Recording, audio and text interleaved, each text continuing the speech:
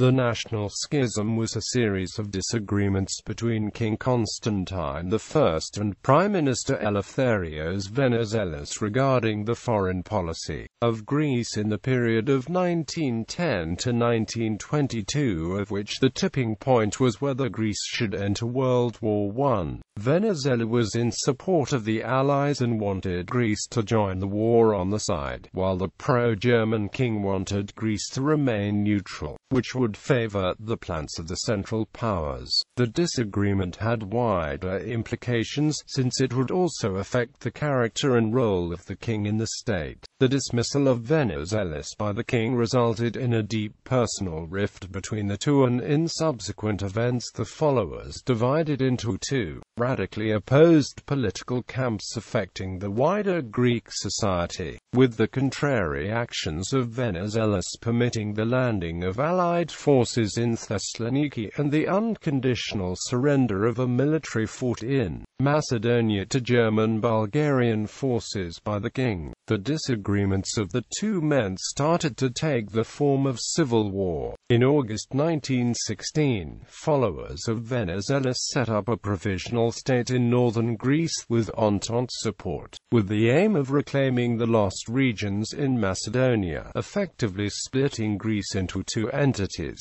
After intense diplomatic negotiations and an armed confrontation in Athens between Entente and Royalist forces, the king abdicated on the 11th of June 1917, and his second son Alexander took his place. Venizelos returned to Athens on the 29th of May 1917, and Greece, now unified, officially joined the war on the side of the Allies, emerging victorious and securing new territory by the Treaty of Sèvres. The bitter effects of this division were the main features of Greek political life until the 1940s, and contributed to Greece's defeat in the Greco-Turkish War, the collapse of the Second Hellenic Republic, and the establishment of the dictatorial Metaxas regime.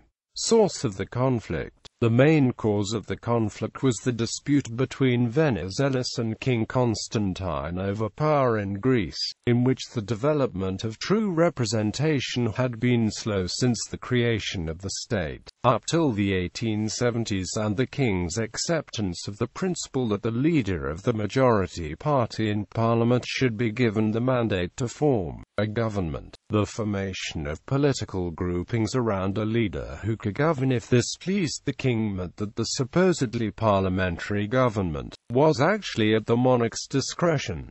Many reformists and liberals viewed meddling by the monarchy in politics as deleterious. The negative public attitude towards the monarchy was strengthened by the defeat of the Greek army, headed by Constantine, in the Greco-Turkish War of 1897.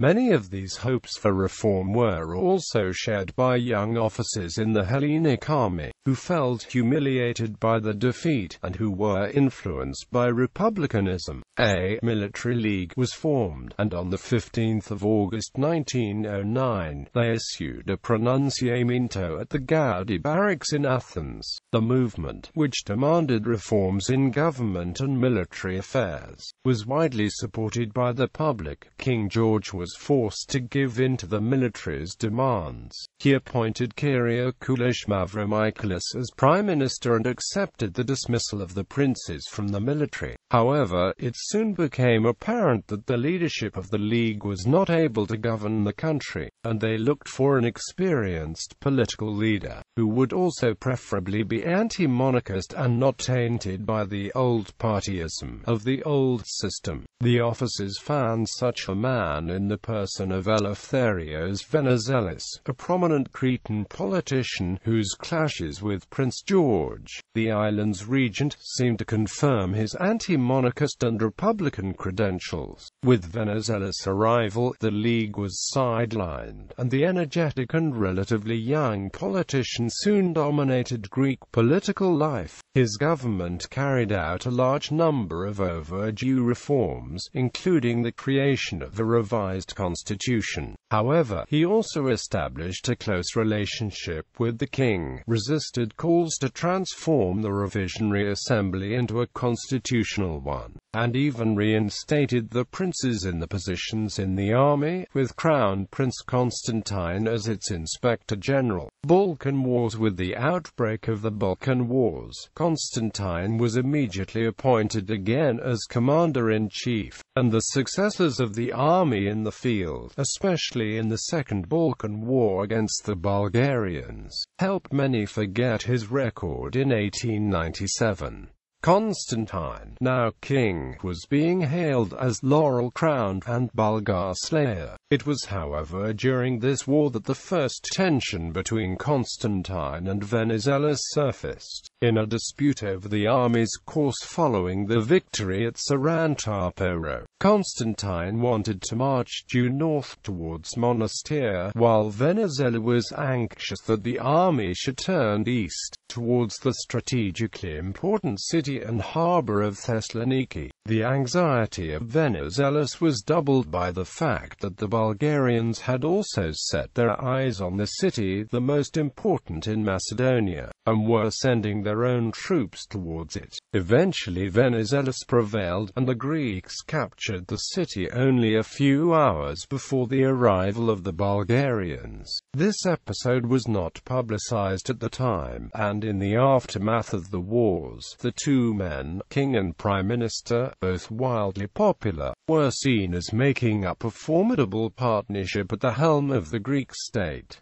Beginning of the conflict. As the Great War began, the Greek authorities had to choose between neutrality and aligning themselves with the Allied forces. Outright participation in the war on the side of the Central Powers was not an option, both because of Greece's vulnerability to the Royal Navy and because, from early on, Greece's traditional enemy, the Ottoman Empire, had joined in on Germany's side. Hence, neutrality was the course favored by most pro-German Greeks, including the senior, German-educated leadership of the General Staff, who had great influence over the king.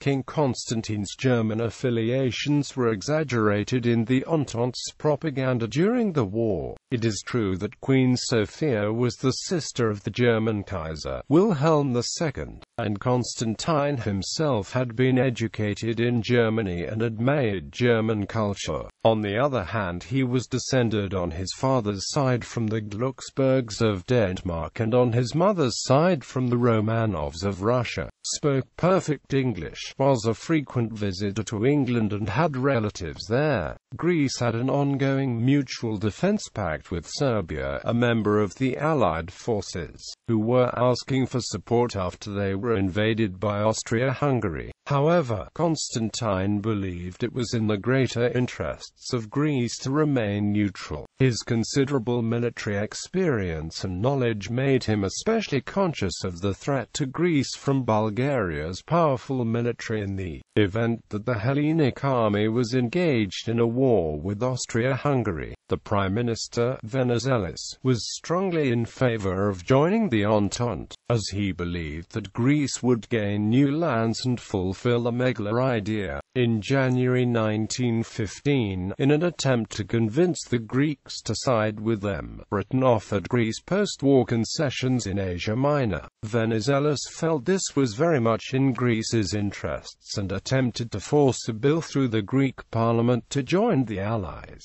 Staunch opposition by the king, army generals and the supporters forced Venizelos to resign shortly afterwards. The clash and schism of Greece. The resignation caused political dissension in Greece. A diplomatic battle between the king and Venizelos supporters forced a general election in June 1915. These elections were won by Venizelos' Liberal Party and he resumed his post as Prime Minister. However, Constantine refused to ratify the appointment of the new government until August. During this time the Serbian-Bulgarian conflict deepened until Bulgaria declared war on Serbia, which posed an immediate threat to the newly gained province of Macedonia, including the strategically important port of Thessaloniki. Venizelos asked Constantine for permission to formalize a defense treaty with Serbia in the interests of protecting the Greek border from direct Bulgarian attack. Constantine agreed, but only on the condition that Greece was actually attacked. After his inability to sway Constantine to act against Bulgaria, Venizelos took a new route by allowing British and French troops to land in Macedonia in preparation for their attack on Gallipoli, Turkey. This caused disarray in the Greek government, and Venizelos took advantage of this by forcing through parliamentary motion to declare war on Bulgaria. The dispute between the Greek Prime Minister and the King reached its height shortly after, and the King invoked the Greek constitutional right that gave the monarch the right to dismiss a government. In December 1915, Constantine forced Venizelos to resign for a second time and dissolved the Liberal-dominated parliament, calling a new election. Venizelos left Athens and moved back to his native Crete. The Liberals boycotted the second election, which undermined the new royalist government's position, as it was seen as a government directly appointed by the king, disregarding popular opinion. The tension between the two parties grew gradually over the course of the following year, with both sides taking a more radical and divisive approach to the situation. Public opinion was not nearly as clearly divided during this period. When French and British forces landed in Thessaloniki against Constantine's wishes, the Greek people supported the king's view that the Allies had violated the country's sovereignty. However, later on, when the Central Powers took control of Eastern Macedonia in May 1916, the public took similar outrage at the king's inability to defend Greek territory. August 30, 1916, saw a coup against the royalist government by Ethniki Minor, a secret pro-Venizelist military organization based in Thessaloniki. The coup succeeded to the extent that a second provisional government of Greece was formed by the group in Thessaloniki. With the backing of the Entente, Venizelos returned to the Greek mainland from Crete to lead the new provisional government at the head of a triumvirate. He declared, "We are not against the king, but against the Bulgarians." Towards the end of 1916, France and Britain, after failing to persuade the royalist government to enter the war too, officially recognized the Ethniki Minor government as the lawful government of Greece. In retaliation against Ethniki Minor, a royalist paramilitary unit called the Reservists was formed. Led by Colonel Ioannis Metaxas, the group targeted Venizelist people in Athens and nearby areas, culminating in the Novembriana, the November events, which were ignited by an armed confrontation between Greek reservists and French Marines. In retaliation, the Venizelos National Defense Government and the Entente instituted a naval blockade, seized the royalist fleet and demanded the partial disarmament of the royalist forces and the withdrawal to the Peloponnese. The blockade lasted 106 days in total, during which time no goods were allowed to enter 11 royalist-controlled ports that were under the control of the Athens government. This was to set a precedent for much of the future conflict in Greece. Greece joins the war. The Venizelist Entente blockade eventually succeeded in its aim. In June 1917, after threats to bombard Athens if the king remained, Constantine left Greece, leaving the crown to his second son Alexander. Venizelos took control of the government and pledged Greek support to the Entente. In July, the country officially declared war on the Central Powers. During the remaining 18 months of the war, 10 divisions of the Greek army fought alongside the Allied forces against Bulgarian and German forces in Macedonia and Bulgaria. During the conflict, Greek forces participated in many victorious battles, losing approximately 5,000 troops. Consequences: The act of entering the war and the preceding events resulted in a deep political and social division in post-World War I Greece. The country's foremost political formations, the Venizelos liberals and the royalists, already involved in a long and bitter rivalry over pre-war politics, reached a state of outright hatred towards each other. Both parties viewed the other's actions during the First World War as politically illegitimate and treasonous.